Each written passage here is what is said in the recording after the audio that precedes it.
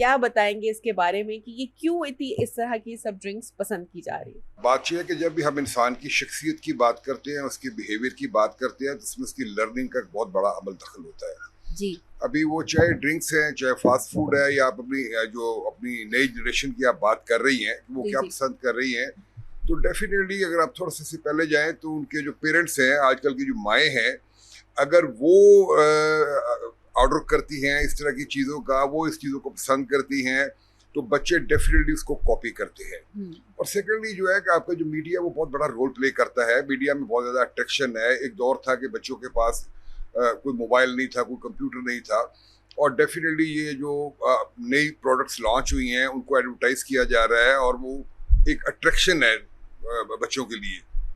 तो हम पहले भी अक्सर बात करते हैं कि आजकल घर में कोई सब्जी पकी होती है तो बच्चे वो उसको मुंह नहीं लगाते। ठीक है, हालांकि वो जो आपकी विटामिन से भरपूर डाइट्स हैं, बिल्कुल।